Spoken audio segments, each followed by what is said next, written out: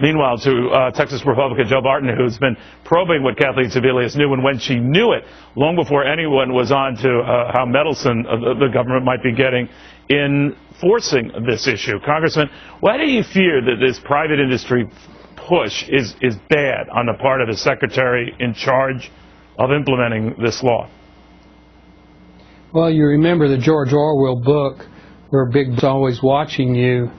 In the Obama administration, we have Big Mother in healthcare who's not only watching you, apparently calling up and telling people they should make significant contributions, allegedly in excess of $1 million, to implement a law that, according to its proponents, everybody should love.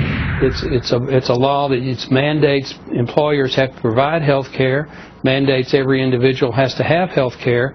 Why in the world do we need to solicit funds to spend, they admit, tens of millions, and they requested officially over $1 billion to $2 billion. Well, they blame it on, as you know, sir, the administration's blaming you guys, Republicans, for blocking that funding, so they have to hit these companies up. And they argue, well, it's in this company's and these companies' own interest. If you argue it makes sense that H&R Block would pony up the dough because more people would need their services, and you can make a case for the Johnson Foundation that it, too, could benefit, as foundations can benefit, under the new health care law. So they're justifying this. You say that doesn't wash.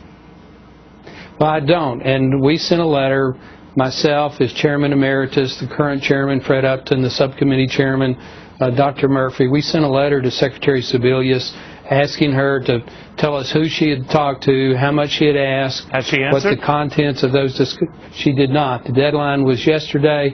As of TV time right now, I'm not aware that she's answered. The people have a right to know. It is very, at a minimum, unseemly for the sitting Secretary of Health and Human Services to be dialing for dollars, so to speak, for an entity that's headed up by a former senior campaign aide to the Obama re-election campaign, a former senior official of the Democratic National Committee.